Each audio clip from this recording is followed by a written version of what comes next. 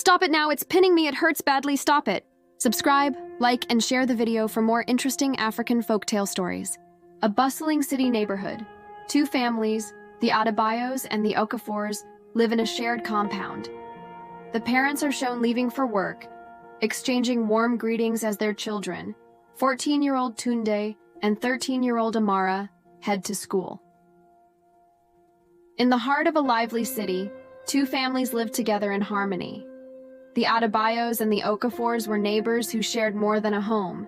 They shared friendship, trust, and joy.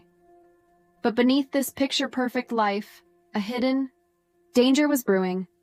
The parents' busy lives scene, the parents at work.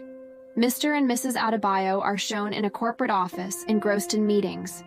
Meanwhile, Mr. and Mrs. Okafor run a busy catering business. Like many families in the city, the Adebayos and Okafors worked hard to provide the best for their children. But their busy schedules left little time to notice the small but crucial details of their children's lives. After school, Tunde and Amara are seen at home. The parents are still at work and the house is quiet. The two teenagers retreat to their rooms, clutching their mobile phones. Tunde and Amara, left to their own devices, found companionship not in each other, but in the glowing screens of their mobile phones. The temptation of the digital world scene.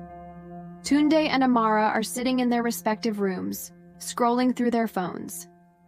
The screen shows inappropriate videos, which they watch with a mix of curiosity and excitement. In the vast, unfiltered world of the internet, Tunde and Amara stumbled upon content far beyond their years. Without guidance or restrictions, they explored this forbidden territory, unaware of the consequences. Scene. The two children begin discussing the videos they've seen during their shared moments in the living room. Amara. Did you see that video yesterday? It's like, people do this for real? Tunde, nervously laughing. Yeah, I didn't think people actually tried stuff like that. The experiment scene. One evening, after their parents have gone to bed, Tunde and Amara decide to sneak into the same bedroom. They awkwardly mimic the actions they've seen on their phones. What began as innocent curiosity turned into a dangerous experiment. Without the guidance of their parents, Tunde and Amara ventured into territory neither was prepared to understand. The parents' discovery. Days later, Mrs. Adebayo notices that Tunde has been avoiding eye contact. Similarly, Mrs. Okafor finds Amara unusually withdrawn. Both mothers discuss their concerns during a shared evening meal. Mrs. Adebayo. Tunde has been acting strange lately. Do you think something is bothering him? Mrs. Okafor. Funny you say that. I've noticed the same with Amara. Maybe we should sit them down for a chat. That evening, the parents decide to check their children's phones. They are horrified to discover the inappropriate content their children have been watching.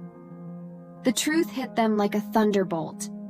The very devices they had given their children for learning and connection had become tools of corruption, confrontation, and reflection. The families gather in the living room. Tunde and Amara sit nervously as their parents confront them. Mr. Adebayo. Tunde, Amara, do you understand the gravity of what you've been watching and doing? This is not for children, Mrs. Okafor. Why didn't you come to us with your questions? We are here to guide you, not judge you. Tunde, teary-eyed. We didn't think it was wrong. We were just curious. Amara. We didn't want to get into trouble, and you're always so busy. The parents exchange guilty looks, realizing their own role in the situation. In their quest to provide for their children, the parents had unknowingly left a void, one that the internet was all too eager to fill. Rebuilding trust and setting boundaries. The parents establish new rules, including restricted screen time and monitored phone usage.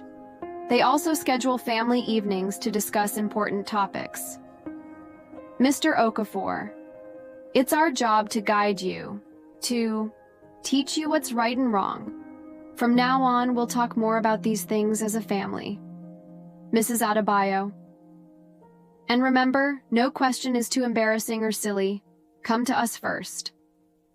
The families spend time together, playing board games and sharing stories. The camera shows Tunde and Amara smiling, finally reconnecting with their parents. Through open communication and renewed attention, the families began to heal. Tunde and Amara learned the importance of seeking guidance, and their parents vowed never to overlook their children's emotional needs again. A lesson for all parents. The two families sit together at a dinner table, laughing and talking. The camera pans to the parents, who now watch their children with newfound awareness and love. This tale from the city of Lagos reminds us that parenting is not just about providing, it's about being present. In today's digital age, where information is unfiltered and easily accessible, children need their parents more than ever to guide them through the noise. Subscribe, like, and share the video for more interesting African folktale stories.